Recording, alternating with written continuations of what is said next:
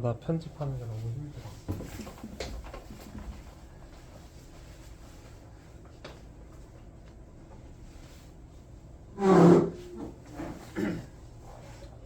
이제 지구과학을 할 건데, 지구과학은 두 개 정도의 우리의 발목을 잡고 우리를 괴롭히는 단원이 있어요. 첫 번째가 대기와 해양이고요. 두 번째가 별이에요. 그러니까 사실상 60% 이상의 단원들이 어려워. 진짜 어려워. 근데 얘를 어렵지 않게 공부를 하려면 과학적 이해도가 좀 많이 있어요. 어떤 얘기를 해야 되냐? 지구과학이라는 학문의 통합적인 특성이 굉장히 강하기 때문에 친구들이 1학년 때 통합과학 배우면서 느꼈겠지만 문제를 물어보는데 하나만 물어보질 않고 두 개, 세 개를 섞어가면서 얘와 관련돼서 파생된 것들을 물어보기 시작을 해요. 애초에 지구과학은 그러한 융합학문으로 시작이 됐기 때문에 우리가 이해를 하는 데서부터 그게 필요하기 시작을 해요. 자, 우리 구름의 생성 과정에 대해서 중학교 때 배웠을 거예요, 다들. 구름은 어떻게 생성이 되죠? 지표면이 가열돼서 가열된 공기가 위로 상승을 하고 상승을 하면은 이제 얘의 온도가 낮아져서 응결돼서 구름이 만들어진다라고 얘기를 해요. 하지만 얘를 조금 더 자세하게 들여다보면은 땅바닥이 가열되면 기체 분자들의 운동이 빨라지게 되고 기체 분자들의 운동이 빨라지니까 얘네들이 부피가 커지게 돼. 부피가 커지니까 밀도는 작아지고 밀도가 작아져서 얘네들이 단위 부피당 받게 되는 중력의 세기가 약해져요. 중력이 약하니까 하늘로 떠오르는 거야. 하늘로 떠오르는 동안에 얘네들은 점점 이제 식어가기 시작을 하겠죠. 왜? 하늘로 올라가면 올라갈수록 기체의 밀도가 더 작아지기 때문에 얘네들이 에너지들이 멀리 퍼지기 시작해요. 에너지들이 멀리 퍼지니까 에너지가 멀리 퍼진다. 언제 우리가 이걸 배웠냐면 1학년 때 우주 배경 복사. 팽창한다. 온도가 떨어진다. 그걸 사실은 단열 팽창이라고 얘기해요. 그 단열 팽창 현상에 의해서 점점 식어가서 얘네들이 응결 핵에 뭉쳐서 얘네들이 이제 구름이 생성이 된다. 자, 구름 생성 과정을 단순하게 현상만 바라보고 얘가 올라가면 구름이 된다라고 이해하는 것과 여기에 있는 세부적인 부분들을 전부 다 이해를 하고서 얘를 확인하는 거는 완전히 내가 기억하는 데서 차이가 생기고 그 뒤에 기압과 날씨 변화, 태풍과 우리의 주요 악기상 이런 파트에서 대기와 해양의 상호작용에서 고기압과 저기압들을 통해서 나타나는 현상들을 이해하는 데에서 차이가 발생을 해요. 기압이라는 게 기체가 적기 때문에 저기압이고 기체가 많아서 고기압이다를 이해를 하는 거랑 그냥 기압이 높다 낮다 이렇게 이해하는 건 달라질 수가 있어요. 따라서 선생님은 수업을 할 때 최대한 많이 이해할 수 있게끔 설명을 할 거예요. 근데 그게 이해가 안 된다고 문제가 생기는 건 아니야. 대신에 내가 다음번에 것들을 가져갈 때 선생님이랑 같이 수업을 하다가 다음번에 것들을 이제 또 이해를 하는 시점에서 걔를 이해가 아니라 암기로 바뀌어야 될 가능성들이 생길 거예요. 물론 이해하지 않고 암기한다고 해서 과학에서는 틀리진 않아요. 다만 얘를 계속해서 내 머릿속에서 얼마나 오래 가져가는지에 따른 차이가 생기는 거지. 그래서 수업 한 번을 듣고 오랫동안 장기 기억으로 남겨두고서요. 그리고 시험 때까지 가져가시는 게 가장 효율적으로 공부하는 거라고 선생님은 생각을 해요. 그래서 최대한 이해할 수 있게끔 지구과학을 더 이상 암기 과목이 아니게 만들어주도록 할 테니까 최대한 선생님이랑 얘기하면서 선생님 어느 부분은 조금만 더 설명해 주세요 얘기를 하면 선생님이 더 자세하게 풀어서 예시를 들어가면서 아니면은 선생님이 뭐 시뮬레이션을 만든다거나 그런 것도 다 할 수 있으니까 뭐 영상으로 보여주거나 최대한 시각적인 자료를 많이 사용을 해서 공부를 할 수 있도록 도와드리도록 할게요. 자, 왜 그러냐? 안 그러면은 너무 어려워. 난이도가 굉장히 높아요. 지금 앞에 물리 들었던 친구들이 뒤에 있는데 딱 보기만 해도 텍스트의 양이 물리랑 차이가 심해. 물리는 내용이 좀 어렵긴 했지만 텍스트가 별로 없었어. 글씨가 진짜 없고 그냥 그래프 쪽가리 좀 있고 막 그림 있고 한데 얘는 그냥 보기만 해도 벌써부터 이제 화가 나기 시작할 정도로 양이 엄청나게 많아요. 애초에 외워야 될 것도 엄청 많아. 자, 6주 동안 진행을 한다고 했으니까 어떻게 진행할지를 설명을 해드릴게요. 여기 보시면요. 자, 오늘은 요 3개 정도 아마 나갈 것 같아요. 3개랑 한 태풍까지 그만큼 나갈 수 있을 것 같아요. 최대한 열심히 해볼게요. 그리고 다음 주에 지구 기후 변화까지 해서 다 나갈 건데요. 생각보다 여기 파트가 난이도가 높아. 고난이도예요.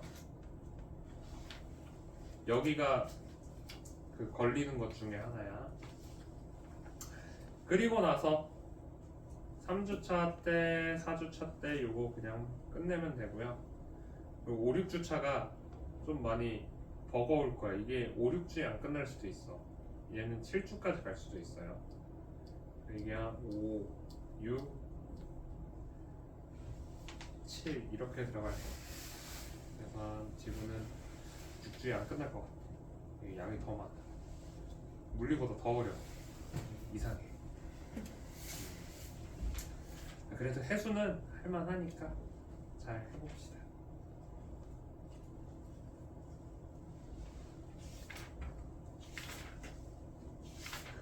자, 선생님 소개를 다시 하면 선생님은 원래 물리학과를 전공을 했고요. 물리학을 전공해서 지금은 통합과학 교육을 하고 있어요. 통합과학 교육을 전국의 통합과학 교육과는 한 2군데밖에 없어. 한 군데였나? 몰라. 아무튼 우리 선생님이 운이 좋게 그 파란색 대학교를 갔어요. 파란색 대학교에서 지금 하고 있는데 통합과학을 하라고 하면은 이제 물화생지를 다 공부하라 그래. 그래서 선생님이 지구도 들었어. 일반 지구과학도 듣고 지질학도 들었는데 지질학이 다 빠졌더라고. 젠장을 대기과학이라 들어. 그래서 그래도 꽤 많이 알고 있으니까 친구들한테 알려줄 수 있는 건 다 알려주도록 할게요. 일단 지구과학이라는 학문에 대해서 특징적으로 얘기를 하면은 지구과학은 아까도 얘기했다시피 통합적인 학문이고요. 굉장히 복잡한 학문이에요. 지구과학은 지금 옛날에는 무엇으로 그냥 얘기했냐면 지올로지로 얘기했어요. 이게 뭔지 알아? 그냥 뭐 지질학 하고서 끝냈는데 이제 좀 지나고 나니까 여기서 이제 얼스 사이언스라고 이제 바꿨어. 그래서 우리가 알고 있는 지구과학이라는 이름이 붙었고요. 그리고 그 다음에 요즘에는 지구 시스템 과학이라는 얘기를 더 많이 써요. 지구 시스템 과학과 지구 시스템 과학, 지구 시스템 과학 이런 식으로 얘기를 하는데 그 이유가 뭐냐면 시스템이라는 걸 우리가 지난 1학년 때 엄청나게 많이 다뤘어. 시스템이라는 거는 어떠한 환경 안에 다양한 객체들이 들어있고요. 이 객체와 환경 사이의 상호작용과 작용과 반작용에 의해서 일어나는 현상을 우리가 연구하는 걸 우리가 시스템이라고 얘기를 해요.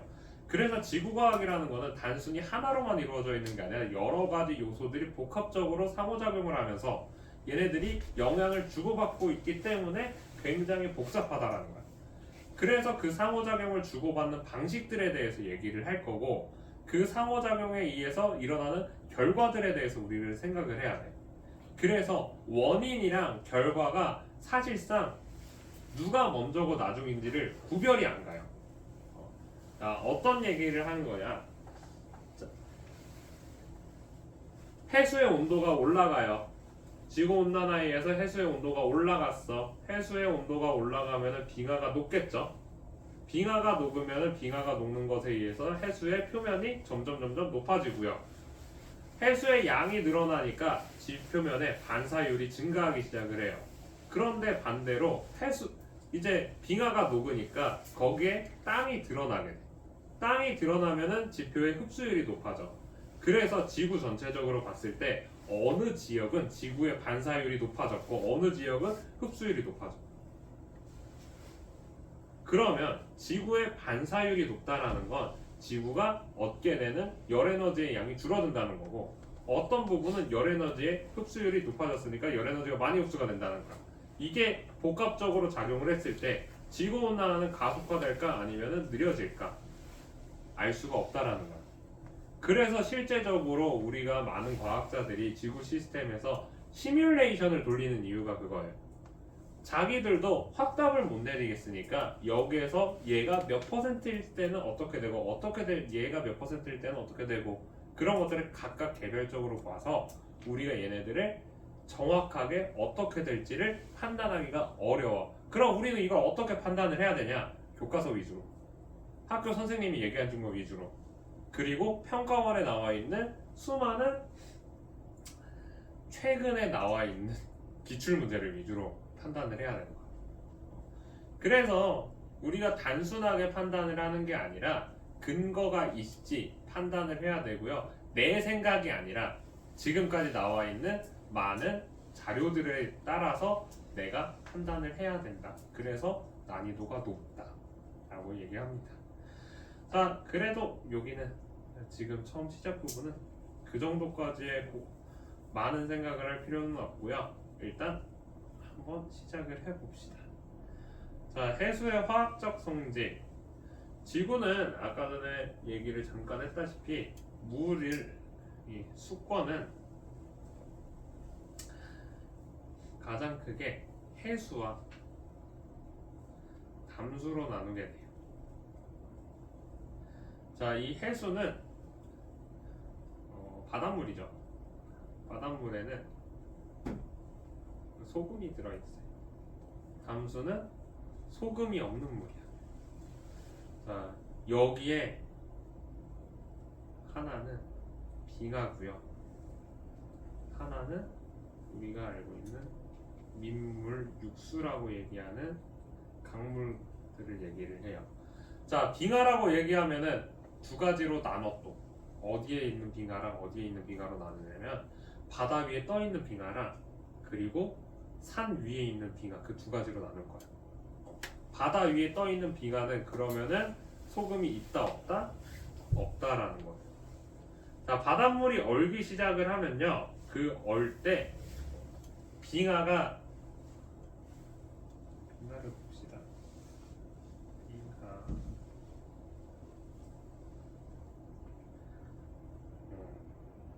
바닷물이 얼거나 아니면은 눈이 쌓여서 만들어진 요 빙하라는 애는, 빙하는 이렇게 눈이 쌓여서 만들어졌거든요. 여기 이렇게 층이 살짝 보여요.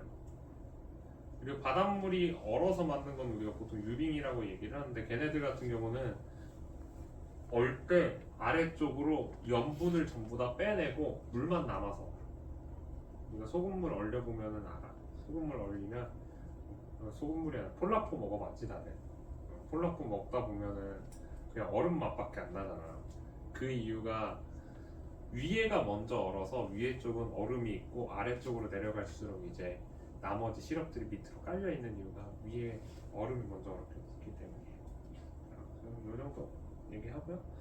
자, 그러면은 그러한 해수에 녹아 있는 염류의 총량은 이제 염분이라고 얘기를 할 거예요. 염분은 두 가지 뜻이 있어. 우리가 일상에서 사용하는 염분은 뭐겠어? 소금이 가루 형태로 있는 걸 염분이라고 얘기하는 거고, 과학에서 얘기하는 염분은 염류가 얼마나 들어가 있는지에 대해서 그 나눌 분자를 다르게 쓰는 거죠. 얘가 백분율 할 때 그 분자라고 생각을 하시면 될 것 같아요. 그래서 해수 1kg에 녹아있는 염류의 총량을 g으로 표시한 것을 우리가 염분이라고 얘기합니다. 그래서 이렇게 하면은 PSU로 따졌을 때 뭐 1kg에 들어있는 35g의 1kg 속에 들어있는 그 염분의 양을 단위로 PSU로 쓰고요. 전 세계 해수의 평균 염분은 35 PSU 정도로 나타내고 있습니다. 자, 요거보다 중요한 거는 사실 그 밑에 있는 염분비 일정의 법칙이에요. 자, 전 세계 평균 염분이 35 PSU라는 거는 어느 지역은 염분이 더 높은 데도 있고 어디는 더 낮은 데도 있다라는 거야.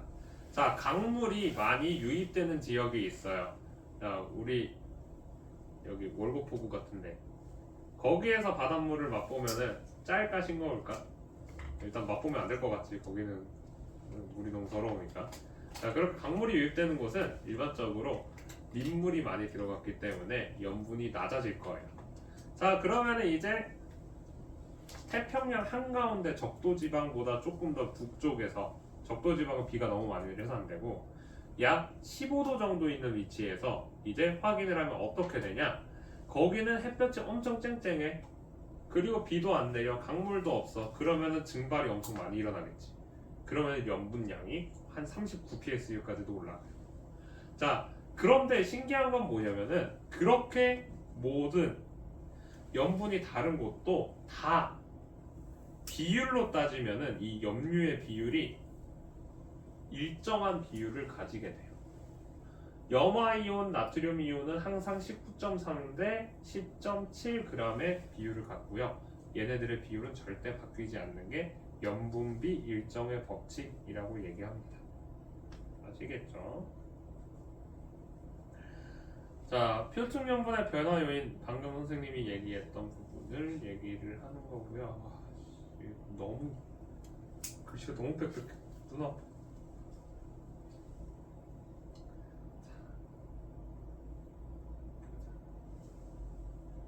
이걸 보면서 얘기를 합시다. 자, 지구과학에서 제일 중요한 거는 이런 그래프 잘 보셔야 돼요. 자, 세계지도 볼 줄 아는 친구. 얘들아, 우리나라 어딨니?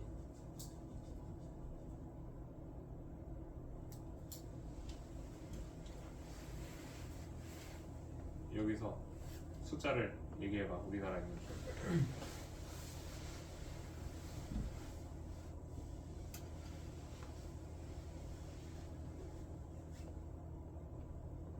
민채라 그랬나? 우리나라 어딨어? 모르겠어. 수민이 어딨어?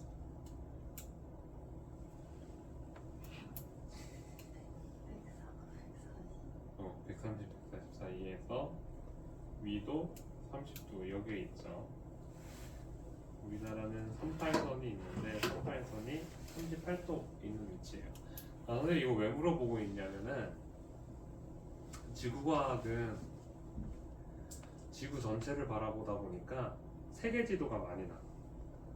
그리고 막 남아메리카, 북아메리카 그런 얘기도 많이 나올 거고 아시아, 태평양 그런 얘기도 많이 쓸 거야. 그래서 세계 지도를 볼 줄 알아야 돼. 그런데 세계 지도를 볼 때 우리가 기준점을 하나 갖고 있으면 좋죠. 그래서 항상 선생님은 그래도 우리나라는 찾아야지. 우리나라 기준으로 봤을 때 여기가 우리나라예요.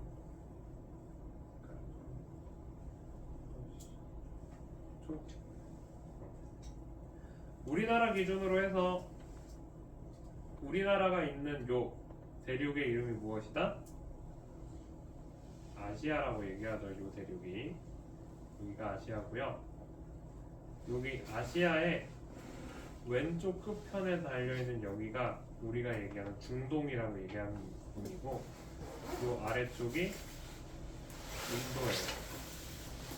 그러면은 인도가 있으니까 인도 아래쪽에 있는 요 바다의 이름이 인도양이에요. 그리고 우리나라의 동쪽 오른편에 있는 이 거대한 바다를 태평양이라고 할 거고요. 태평양의 오른쪽에 있는 두 개의 대륙 중에 남쪽에 있는 게 남아메리카고요. 북쪽에 있는 게 북아메리카겠죠. 그리고 넘어서 오른쪽에 있는 북쪽에 있는 요거 요 부분 여기가 유럽, 그 아래가 아프리카예요. 아메리카와 유럽, 아프리카 사이에 있는 요 바다의 이름은 대서양이고요. 그리고 요 아래쪽에 있는 여기가 남극해. 그리고 요 북쪽에 있는 요 바다가 북극해가 됩니다. 이 정도는 상식으로 알고 있어야 돼요. 자, 그래서 선생님이 계속 얘기하면요. 아까 전에 했다시피 태평양 한가운데에는 증발량이 엄청 많다라고 얘기를 했어.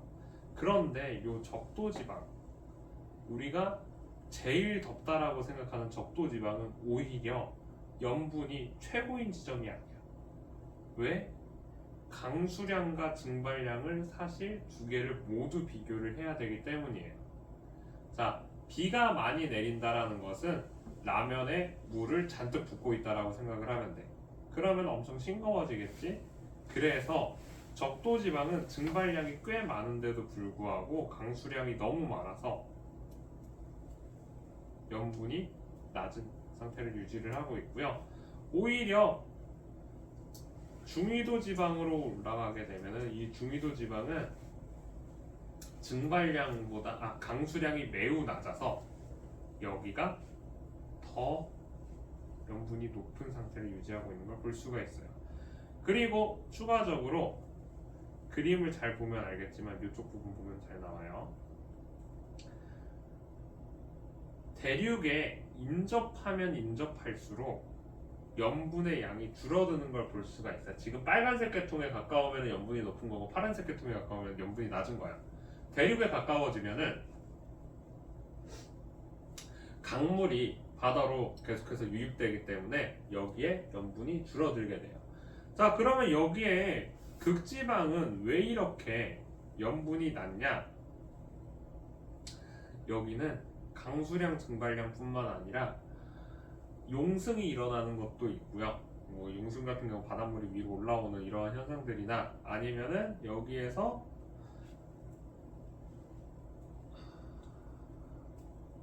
해수가 녹아서 아까 얘기했던 그 빙하의 융해, 빙하가 녹아서 계속해서 담수가 유입이 되는 경우들도 있고요. 여기는 보통 빙하의 융해, 빙하가 녹아서 이렇게 낮아진다라고 생각을 하시면 돼요.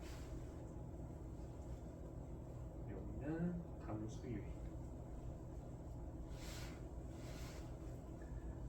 이런 것들이 해수의 염분에 영향을 미치는 다양한 요인들입니다.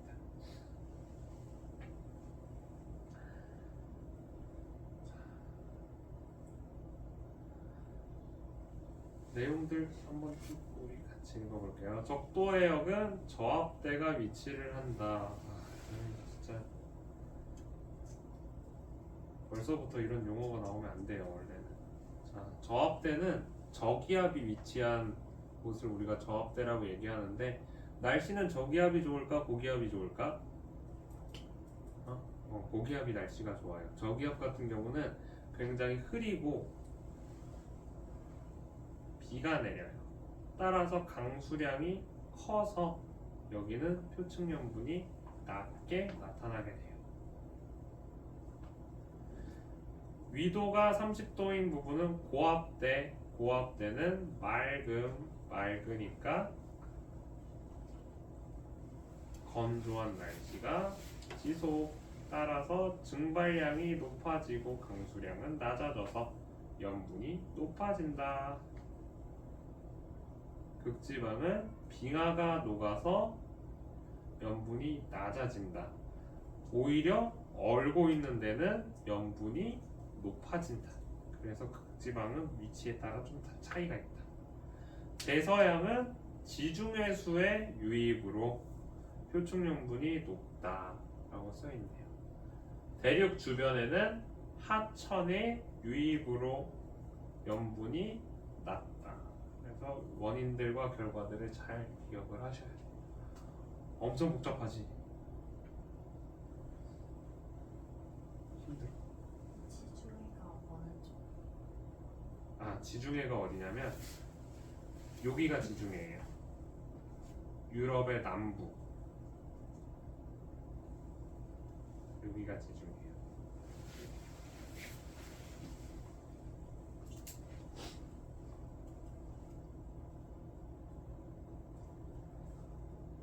이쪽에 포르투갈, 에스파냐는 포르투갈, 스페인,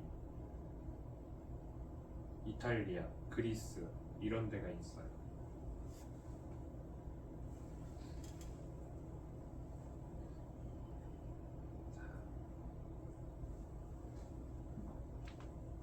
오늘 얼마나 할 수 있을지 모르겠다. 내용이 왜 이렇게 빽빽해?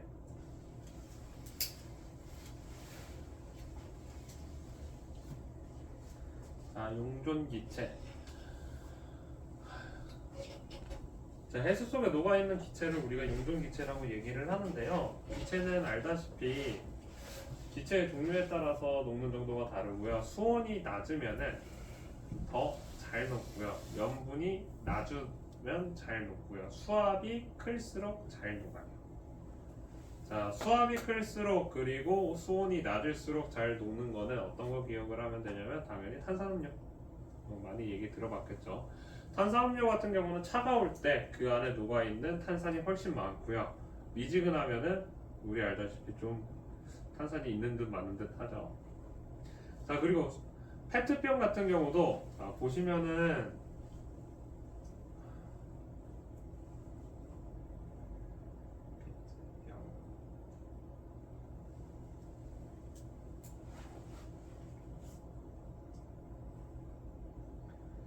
페트병을 보면 지금 요 페트병은 아래쪽이 이렇게 잘 안 보이네. 아래쪽이 좀 움푹 들어가 있는 페트병이 있지. 그치? 그리고 요거. 얘는 아래쪽이 그렇게까지 움푹 안 들어가 있죠. 자, 이게 뭐냐면은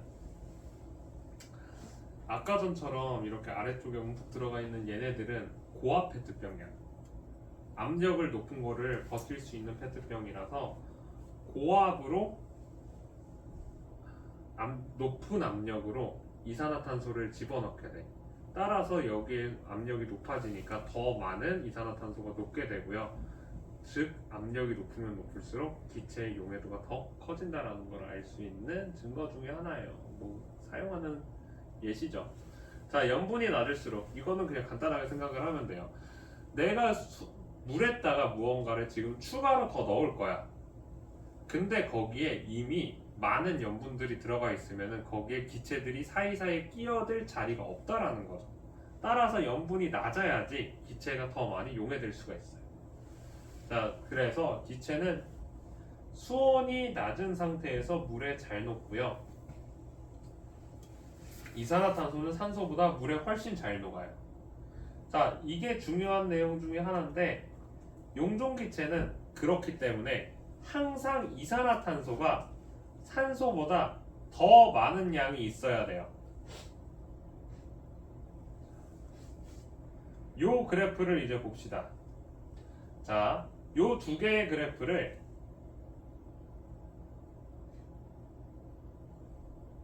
하나로 합쳐져 있는 그래프가 있어요. 어딨냐? 문제 있을 거야.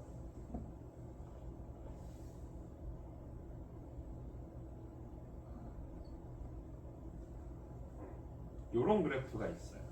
자, 이 그래프를 보면은 이산화탄소랑 산소 중에 지금 여기 보면은 산소가 더 많은 것처럼 보여. 그래프만 보면. 그쵸? 자, 그런데 선생님이 아까 얘기했다시피 이산화탄소는 항상 산소보다 양이 많다라고 얘기를 했어. 이 A의 농도가 산소의 농도고요. B의 농도가 이산화탄소의 농도야. 이산화탄소의 농도는 44 ml/L에서 52. 범위가 애초에 차이가 있어.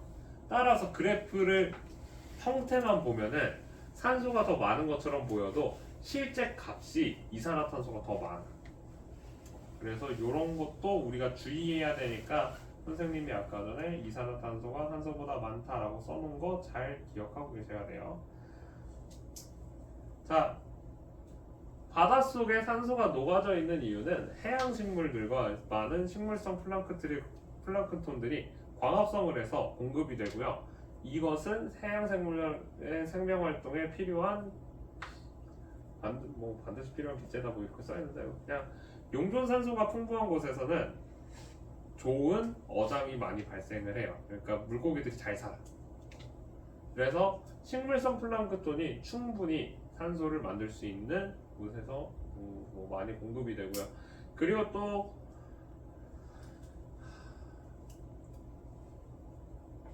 심해층으로 내려가면은 용존 산소량이 조금 더 늘어나는 현상들이 있는데 이거는 극지방에서 극지방에는 생명체들이 많이 없어서 여기에 그 생명체들이 별로 없고 온도가 낮아서 산소가 많이 녹을 수가 있는데 그 녹아있는 산소가 바닷속 깊은 곳으로 내려앉기 시작을 해요. 바닷물이 통째로 내려앉아. 그 통째로 내려앉은 바닷물이 지구 곳곳으로 퍼져나가면서 심해수를 만들게 되는데 따라서 그 심해수에는 산소가 풍부하게 포함이 되어 있어요. 그래서 중간쯤보다 심해로 내려가면 내려갈수록 조금 더 용존 산소량이 높아지게 돼요. 자, 용존 이산화탄소 같은 경우는 해양 생물의 호흡 과정이나 아니면 대기 중에 있는 이산화탄소가 녹아서 만들어지고요. 우리가 알고 있는 이산화탄소 기체 형태가 아니라 이온의 형태로 많이 녹습니다. 중탄산 이온이랑 탄산 이온의 형태로 녹게 돼요. 따라서 탄산 이온의 형태로 녹아 있기 때문에 바닷물은 약산성을 항상 띠고 있어요. 약한 산성을 띠고 있습니다. 자, 수심이 낮은 쪽에서는 광합성이 활발하게 일어나기 때문에 이쪽에서는 산소량이 많이 증가하고요. 이산화탄소는 줄어들게 돼요.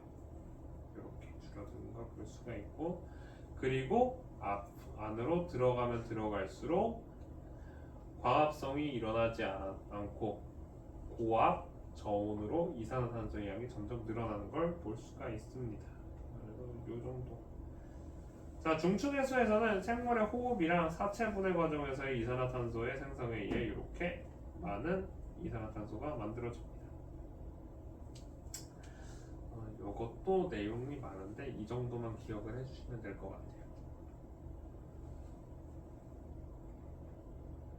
같아요. 복잡해.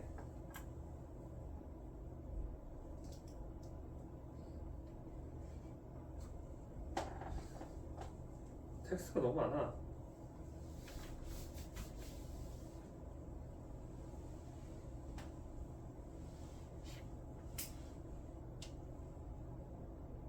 교과서에는 이렇게까지 안 많은데.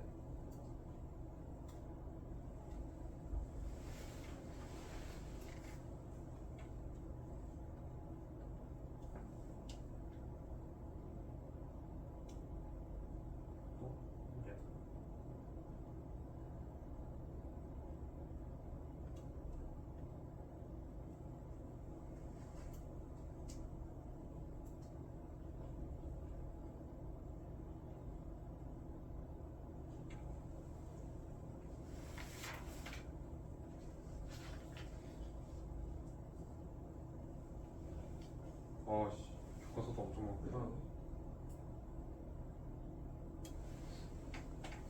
자, 이제 수온합시다. 해수의 온도를 의미하며 물리적 성질 중 가장 기본적인 요소고 뭐 이렇게 써있지만 수온의 중요한 이유는 무엇이냐?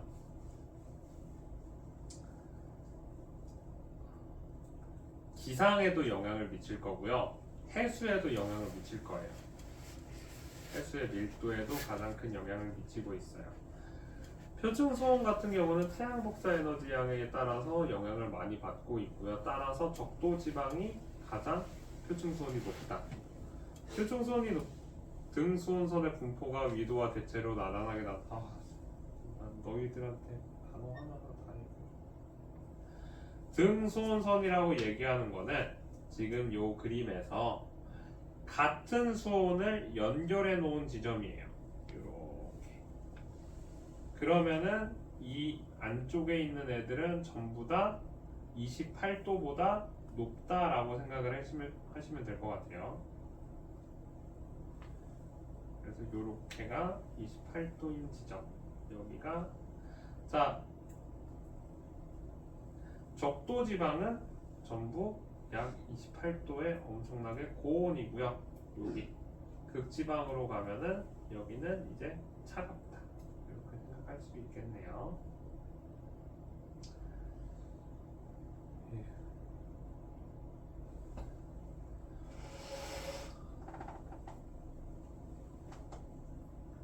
자, 위도에 따른 태양 복사 에너지의 양에 따라서 우리의 표층 수온이 달라지게 되는데 그 이유는 뭐냐면 지금 여기에 있는 그림에서 정확하게 잘 나타나져 있어요. 자, 여기에 있는 이건 면적으로 나와 있는데 이렇게 생각하지 말고 태양이 굉장히 멀리 떨어져 있으면 이 태양에서 나오는 빛이 일정한 평행광으로 우리한테 들어온다라고 생각을 할 수가 있어요. 평행선으로.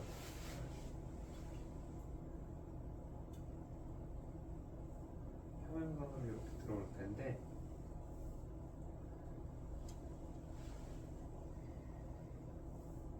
평행선으로 쭉쭉쭉쭉쭉 들어온다라고 생각을 하면은 같은 높이로 들어오는 이 평행선이 위로 올라가면 올라갈수록 더 넓은 범위의 평행선이 들어오게 돼요. 그 얘기는 무엇이야? 이 사이사이에 들어가는 에너지가 훨씬 넓게 퍼져나간다는 거예요.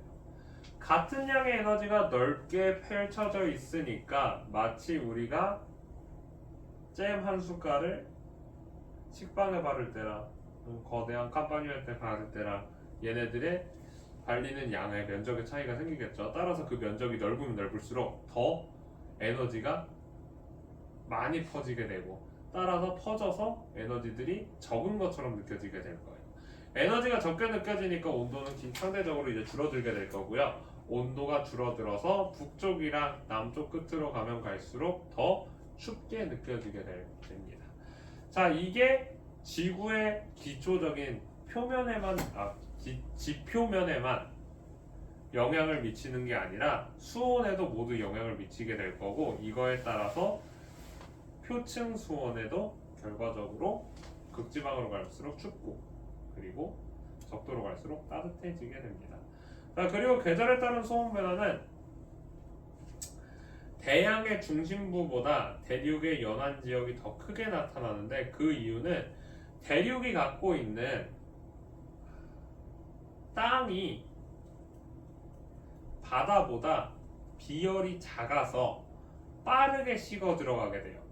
따라서 땅이랑 접해 있는 바다는 땅에 의해서 열을 많이 뺏기게 되고 따라서 온도 변화가 더 심각하게 많이 일어나요. 자, 그리고 또 해류나 용승에 의해서 영향을 받는 데들도 많이 있다. 그리고 난류의 영향을 받는 대양의 서안이 한류의 영향을 받는 대양의 동안보다 수온이 높다라고 써 있는데 서안과 동안은 지금 여기 생각하면 돼요. 태평양을 봤을 때 태평양의 왼쪽 부분 여기는 28도고요. 오른쪽 부분 여기는 20도를 가리키고 있는 걸 볼 수가 있어요. 같은 위도상에서도. 따라서 내가 서쪽에는 난류가 흐르기 때문에 수온이 높고 동쪽은 한류가 흐르기 때문에 수온이 낮다라고 얘기를 해요. 우리 배웠던 거 해류의 순환 배웠죠. 표층 해류의 순환 잠깐 배웠었을 텐데 보시죠.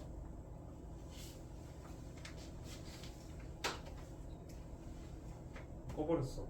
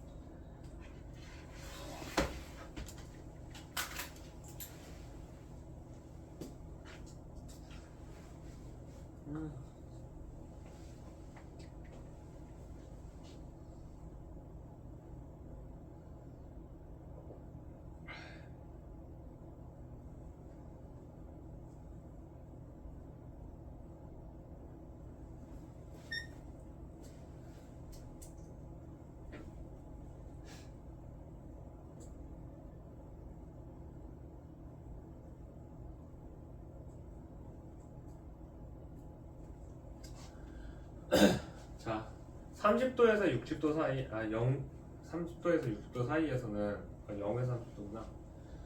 우리가 알고 있는 그 무역풍이 불게 돼서 왼쪽으로 계속해서 바람이 불죠. 왼쪽으로 바람이 불면은 0에서 30도에 있는 이 뜨거운 물들이 왼쪽으로 이제 몰려 들어가게 돼요. 그럼 이쪽에 대륙을 만나게 되면 더 이상 갈 곳이 없으니까 뜨거운 물은 북쪽으로 남아의 차가운 곳으로 이동을 하게 돼요. 이걸 우리가 북쪽 혹은 남쪽으로 해서 차가운 쪽으로 이동을 하게 되는데 얘를 우리가 난류라고 얘기하는 따뜻한 해류의 발생 원인이에요. 즉 따뜻한 물들은 무역풍에 의해서 왼쪽으로 몰리다 보니까 서한 쪽이 더 뜨겁게 되고요. 여기에서 해류의 순환이 하나 발생을 하게 되죠. 여기서 위로 올라가고 여기서는 이제 편서풍에 의해서 오른쪽으로 가고 오른쪽으로 가다 보면 찬물들이 계속 유입이 되니까 온도가 내려가고 그래서 대양의 동안 쪽은 상대적으로 온도가 낮아지고 서한 쪽은 온도가 높아지는 결과가 나오게 되는 거예요.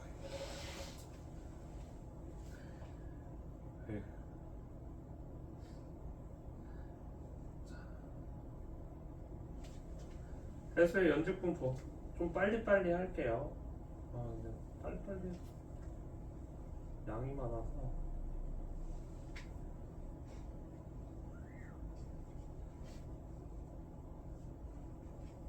지금 하고 있는 단원이 한 개 단원으로 지금 나와 있는데 얘가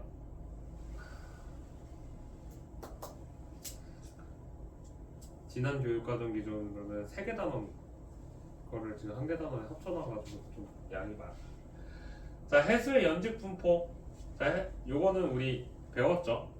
배웠던 부분이니까 좀 빨리 하면은 자, 혼합층 같은 경우는 태양 복사 에너지로 의해서 에너지 가열돼서 수온이 높아져 있는데 이때 바람에 의한 혼합 작용으로 안쪽과 바깥쪽이 계속해서 합쳐지게 돼요.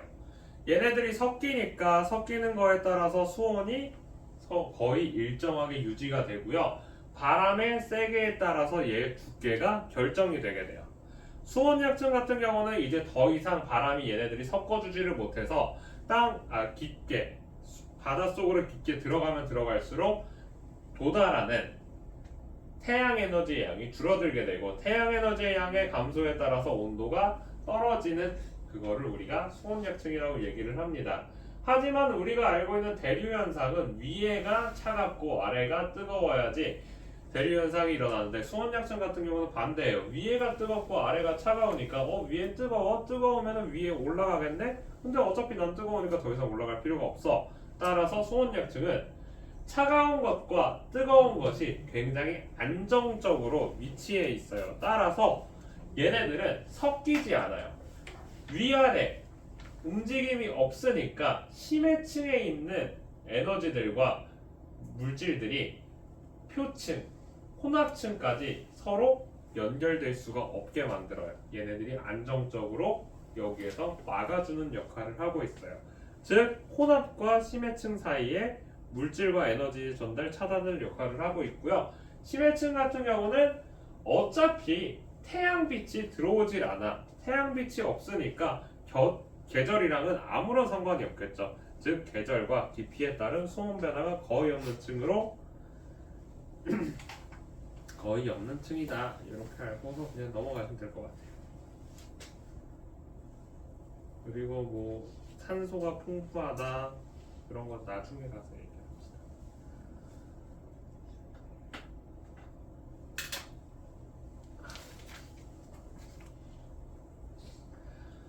자, 위도별 해수의 층상 구조는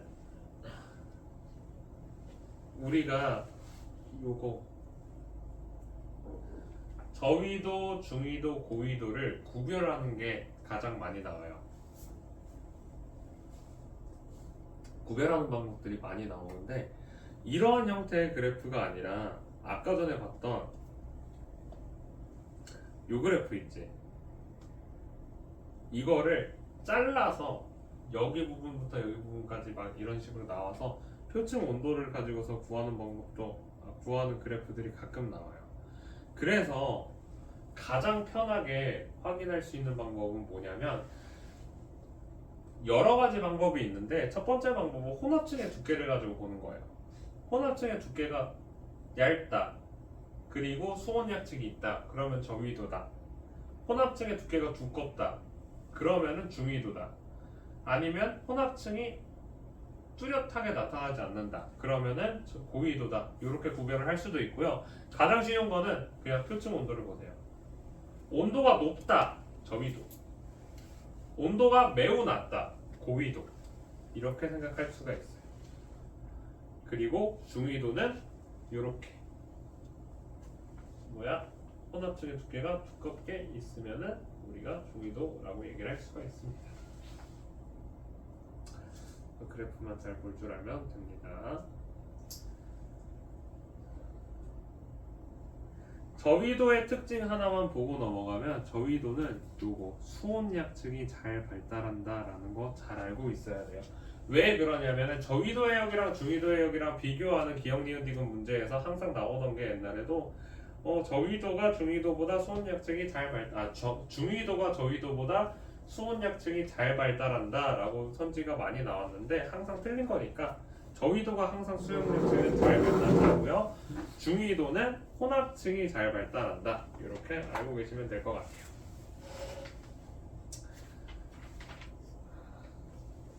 마지막으로 밀도 하면은 횟수의 성질을 다 해요. 아마 좀 많이 지루할 거야 지금. 내용은 엄청 많고 그렇다고 해서 얘가 뭘 우리한테 바라는 것도 그렇게까지 많진 않아요. 내용만 잘 알고 있으면 되는 것들이라 좀 많이 지루할 텐데 빨리 넘어가도록 합시다. 지루한 단어는. 자, 밀도는 부피분의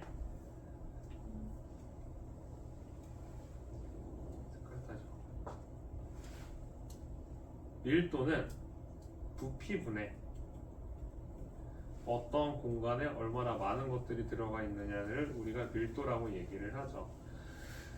자, 해수의 밀도 같은 경우는 이 부피의 변화와 질량의 변화를 우리가 두 개를 구분을 지어서 따로 생각을 할 거예요. 자, 소금물을 만들다 보면은 물에다가 우리가 소금을 집어넣게 돼요. 그럼 내가 물에다가 소금 한 숟갈을 넣으면 그 물이 소금 한 숟갈만큼 늘어난다 아니면은 그거보다 덜 늘어난다. 물에다가 내가 소금을 넣었어. 소금 한 숟갈만큼의 양이 부피가 늘어날까? 안 늘어나요.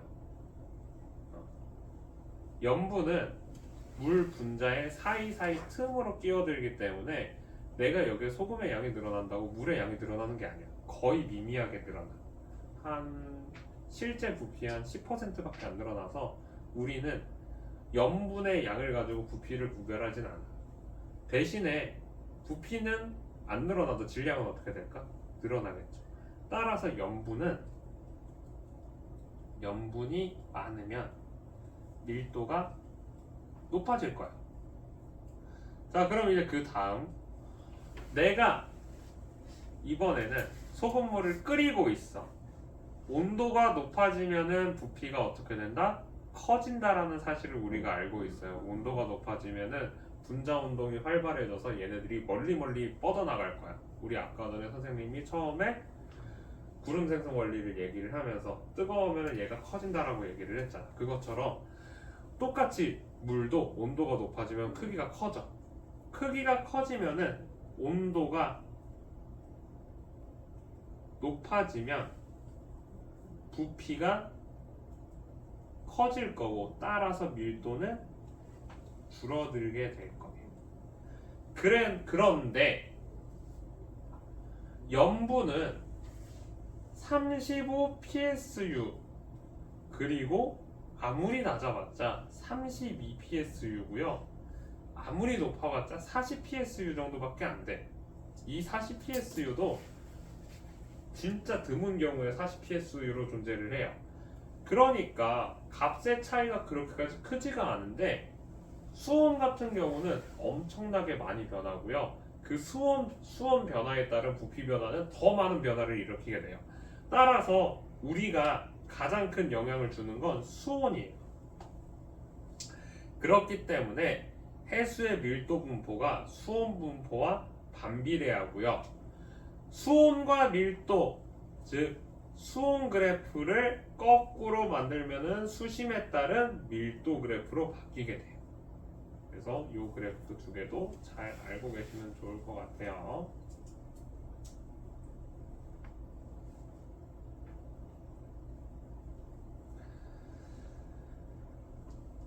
이 부분, 북반구의 위도 60도 이상의 해역은 이상하게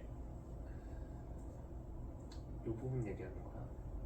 여기 북반구의 위도 60도 구간은 수온이 낮아지는데도 불구하고 밀도가 계속해서 어떻게 돼?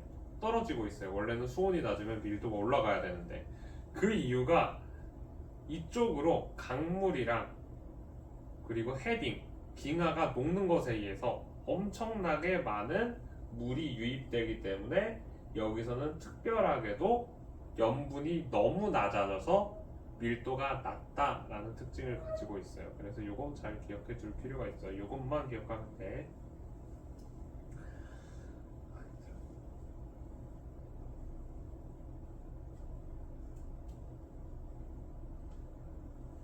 그 다음에 TS도,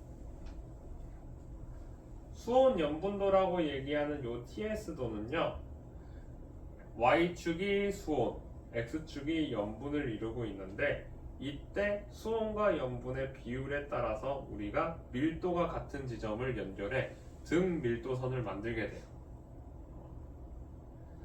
그래서 같은 이 등 밀도선 위에 있는 두 개의 해수는 같은 밀도를 가지고 있고요. 오른쪽 아래로 내려갈수록 얘가 밀도가 크다. 이것만 잘 기억을 합시다. 그래서 얘네들을 우리가 구별할 때 많이 사용을 하는 그래프입니다.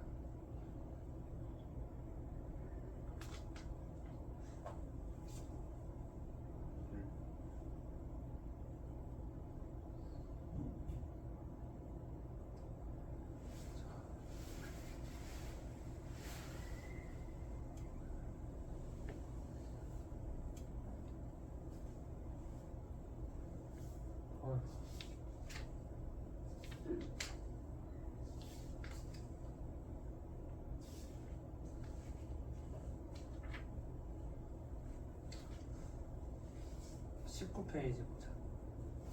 TS도 이제 하나만 설명을 하고 넘어갈게요.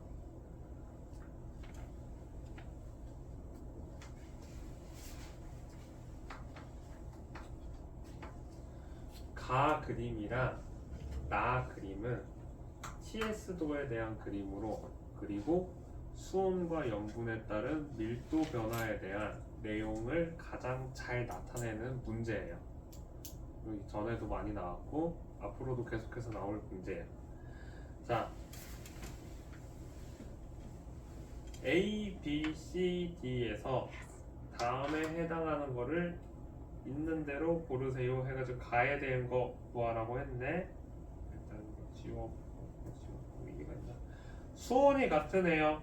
수온이 같다. 그러면은 Y축의 값이 같은 두 개의 해역을 구하라는 거죠. 그래서 A랑 C가 수온이 같다. 염분이 같다.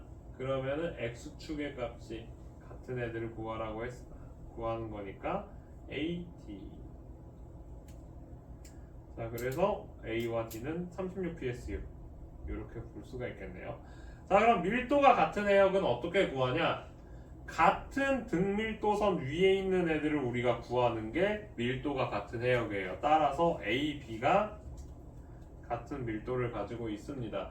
자, 이거를 왜 우리가 집중해서 보아야 하냐면 요것 때문에 그래요.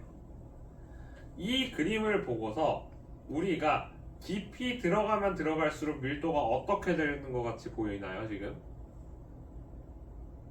분석이 잘 안 돼. 자, 그럼 어떻게 분석을 해야 되냐? 여기는 1.025의 밀도를 가지고 있고 얘는 1.026, 1.027, 1.028이래. 이 등밀도선들이 가지고 있는 값들이. 그러면 요 중간 부분이 0 여기는 1.0255의 값을 갖겠죠. 그리고 여기 부분은 1.026일 거예요. 요 부분은. 그럼 여기서부터 여기까지 지금 깊이 들어가면 들어갈수록 계속해서 밀도가 커지고 있다라고 우리가 분석을 해야 돼. 자, 만약에 내가 등밀도선을 가지고서 보지 않고 수온과 염분만 가지고서 보면 어떤 일이 발생을 하냐면, 자, 얘가 이쪽에서 이쪽으로 들어가는 동안에 지금 수온이 어떻게 됐어? 줄어들고 있죠. 그런데 염분이 줄어들었어. 그럼 나 이거 밀도가 늘어나는 줄어들었는지 판단이 안 돼. 그래서 등밀도선만 보고 이 등밀도선에서 0에서 여기까지 가는 동안에 계속해서 밀도가 줄어들고 있구나. 따라서 여기서도 밀도선들 계속해서 보면은 계속 줄어들고 있는, 밀도가 계속해서 커지고 있는 걸 알 수가 있어요. 그리고 두 번째, 이걸 보고 혼합층이랑 수온약층이랑 심해층을 찾아야 돼. 벌써부터 이제 이상해졌어. 자, 혼합층의 특징은 무엇이야? 밀도가 완전히 똑같은 애들이야. 밀도만 똑같아, 수온도 똑같았고, 그리고 얘네들이 갖고 있는 염분도 똑같아요. 따라서 여기서는 지금 혼합층이 거의 나타나지 않아. 그래도 혼합층을 찾아보면 얘네들이 값들이 거의 비슷하잖아. 그래서 여기를 우리가 혼합층이라고 유추할 수 있어요. 근데 약간 물음표 정도로 찍을 수가 있겠죠. 자, 그리고 나서 수온약층은 어떻게 돼야 돼? 깊이 들어가면 들어갈수록 수온이 빠르게 떨어져야 돼. 따라서 50m에서 200m까지는 150m 동안 수온이 얼마나 떨어졌어? 거의 10도 가까이 떨어진 걸 우리가 볼 수가 있어요. 그래프를 잘 보시면요. 이렇게 나눠보시면. 따라서 50에서 200m 구간, 여기가 수온약층이구나. 그럼 그 아래에 있는 부분은 이제 뭐가 되겠어요? 여기가 심해층이라고 봐야겠죠. 온도 변화가 거의 없는 구간. 그래서 이렇게 나누는 게 이 그래프를 보고 우리가 할 수 있는 최선입니다. 여기까지 해야지 나머지 문제들을 풀 수가 있다. 알겠죠?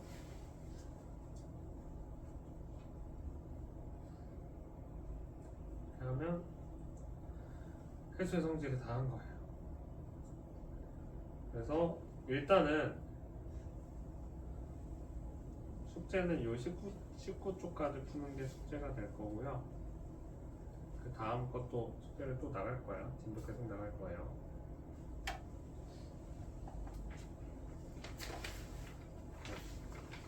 수민이랑 현일이가 분리할 때보다 더 힘들어하는 것 같아.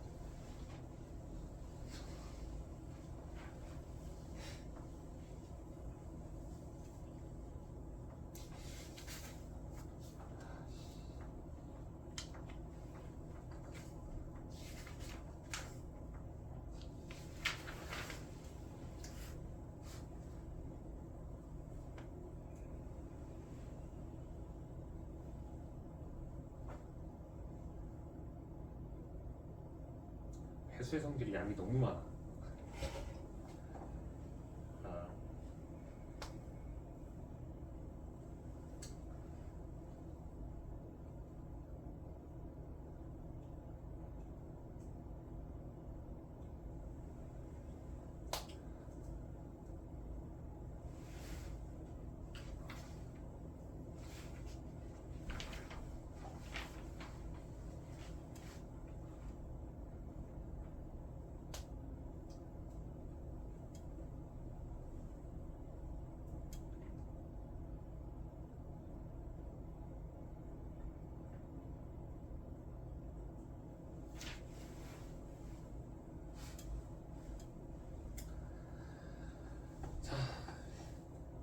이젠 그래도 했던 거니까 조금 천천히 해봅시다. 천천히 빨리 나가봅시다. 자, 해수의 표층순환 얘기를 합시다. 해수의 표층순환 같은 경우는 이제 바람에 의해서 일어나는 순환이라고 얘기해서 풍성순환이라고 얘기를 합니다. 자, 대기대 순환에 의해서 발생을 하고요. 지표면에 부는 바람에 영향을 받아서 발생을 한다. 그러면 우리가 먼저 얘기를 해야 될 게 대기대 순환부터 얘기를 해야 돼. 대기대 순환을 모두 얘기하기에는 너무 어려우니까 우리가 기억해야 될 거는 요것만 잘 기억을 하자. 자, 바람들이 0에서 30도에서는 무역풍, 즉 동에서 서로 부는 바람이 발생을 하고요. 30에서 60도는 편서풍, 서에서 동쪽으로 바람이 불게 돼요. 자, 이거에 따라서 해류도 같이 움직인다라는 거야. 0에서 30도 부근은 아까 말씀드렸던 대로 해류가 오른쪽에서 왼쪽으로 이동을 하게 되고, 여기 북쪽도 해류 선생님 얘기한 그대로 가죠. 그리고 나서 여기 대륙에 부딪히고 나니까 올라가서 30에서 60도인 편서풍으로 이제 도달을 하게 돼요. 편서풍에 도달을 했으면은 서에서 동쪽으로 해류가 이동을 하게 되고요. 그리고 나서 대륙의 동안에 도착을 해서 이제 더 이상 갈 데가 없으니 아래쪽으로 떨어지게 되면서 하나의 순환을 만들게 되죠. 이거를 우리가 북태평양 대순환이라고 얘기를 해요. 여기는. 자, 요렇게 해서 대양의 서쪽에는 아까도 얘기했다시피 서안에서는 난류, 동안에서는 한류가 흐른다. 이렇게 외워두시면 될 것 같아요.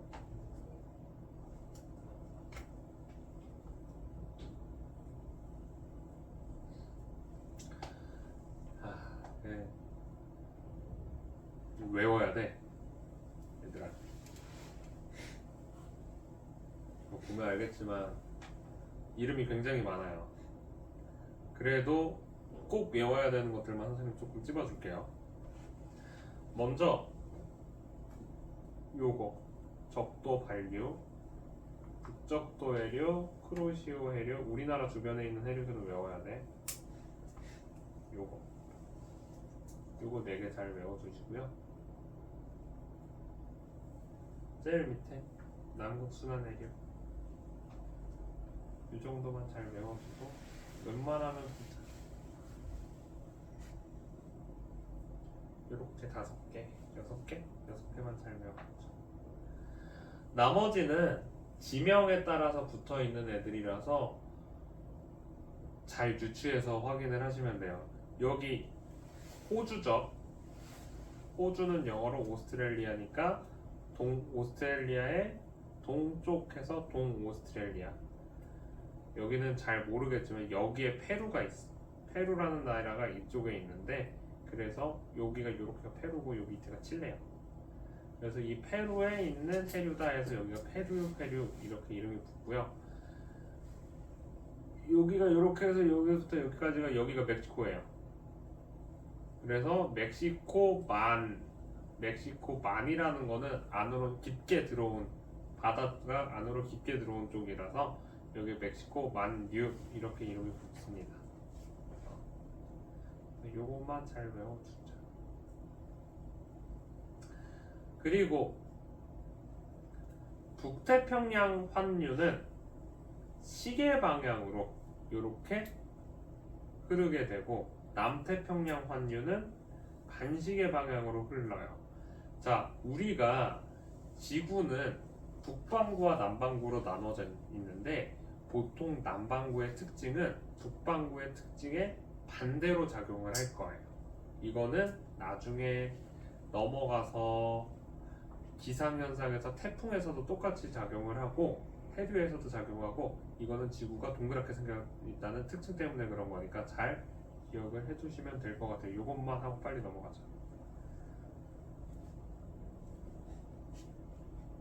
전 세계의 표층 순환은 아열대 순환과 아한대 순환, 그리고 대양간 순환 이렇게 나뉘게 되는데, 요거까지는 할 필요가 없을 것 같아요. 이거 너무 복잡해.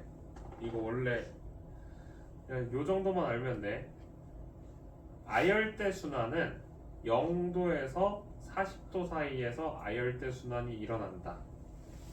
아한대 순환은 40도 바깥쪽에서 아한대가 일어난다.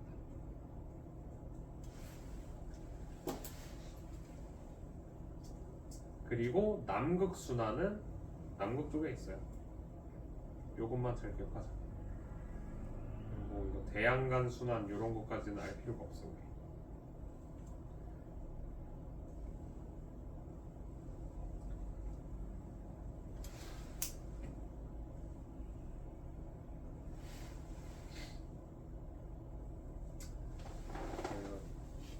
이미 얘기를 하지만 너네들이 제일 불쌍하다 생각해 나는. 그 새로운 교육 과정이 딱 첫 해가 되면은 양을 진짜 미친 듯이 많이 집어넣어 이렇게. 그 2015 개정 교육 과정도 뒤로 가면 갈수록 내용이 빠진 게 엄청나게 많았어. 특히 지구과학이 그랬어.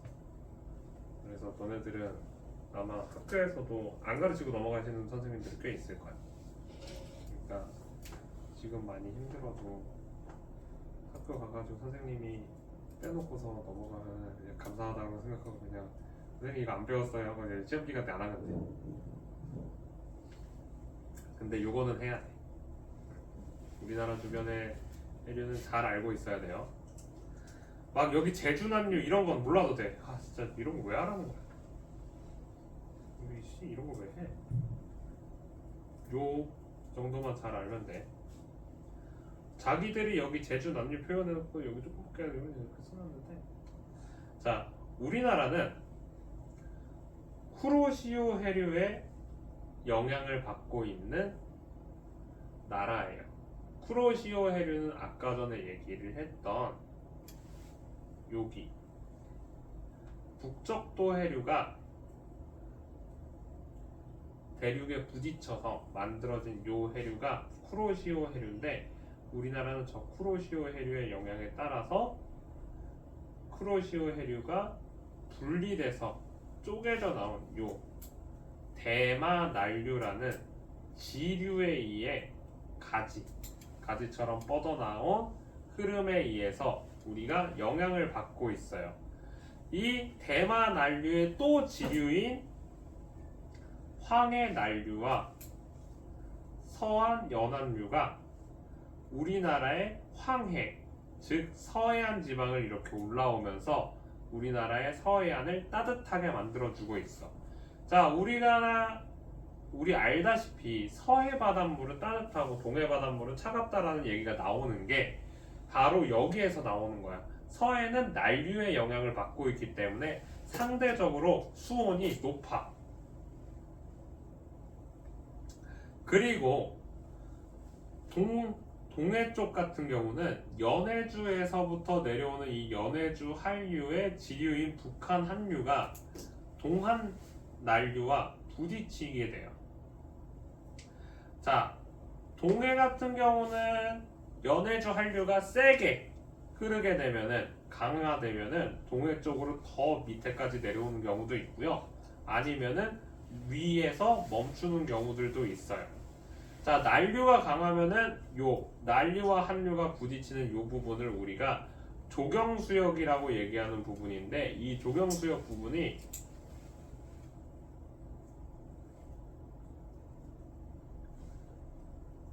위치가 계속해서 변화하게 돼요. 이 조경수역의 특징은 뭐냐면 난류와 한류에 들어있는 수온, 염분, 용존산소량, 영양분, 플로크도 얘네들의 특징이 달라. 난류 같은 경우는 수온도 높고 염분도 높아. 한류 같은 경우는 산소가 많고 영양염류와 플랑크톤이 많아요. 영양염류가 무엇이냐? 플랑크톤의 먹이야. 플랑크톤은 누가 먹어? 물고기가 먹어. 물고기가. 자, 근데 물고기도 추운 데 사는 게 좋을까? 따뜻한 데 사는 게 좋을까? 당연히 따뜻한 곳에 사는 물고기가 훨씬 많아요. 그러니까 난류의 높은 수온과 염분과 한류의 많은 양의 영양염류와 용존산소가 만나는 지역인 이 동해안 지역에 있는 이 조경수역에 어군이 발달을 하게 돼요. 물고기가 많이 살아. 그래서 이렇게 알고 계시면 될 것 같아요. 여기가 좋다. 이렇게 하고요. 요 이제 좀 외우는 법을 알려주면, 자, 쿠로시오 해류는 일본어 듣는 친구 있어? 중학교 때 일본어 배운 친구 하나도 없구만. 대체 뭘 배운 거야? 자, 쿠로가 검다라는 뜻이고요. 시오가 뭔지 알아? 라면 먹어봤어? 응. 시오라면 먹어봤어? 그냥 소금이란 뜻이야, 소금. 검은 소금 물이에요. 자, 얘가 왜 쿠로시오해류가 그렇냐면, 쿠로시오.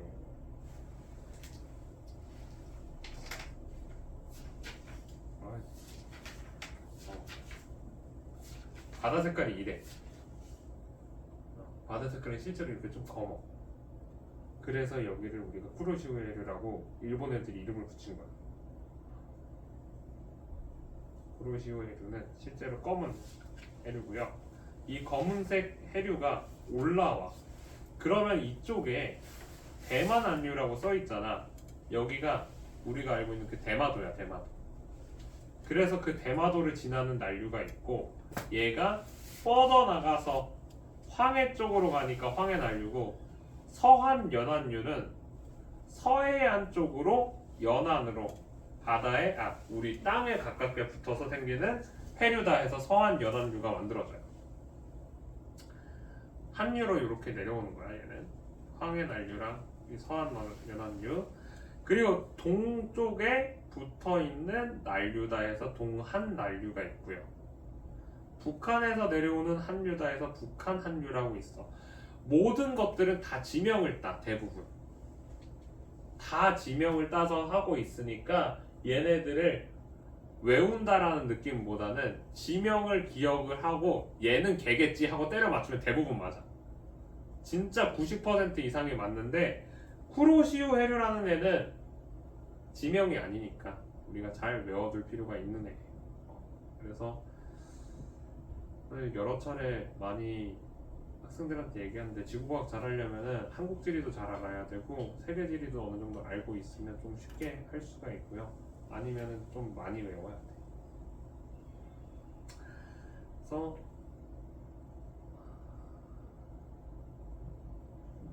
10분 정도 쉬었다가 그 뒤에 부분 하고,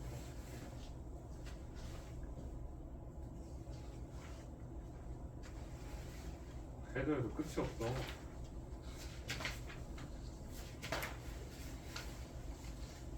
태풍까지 못하겠는데? 당연히 못하지.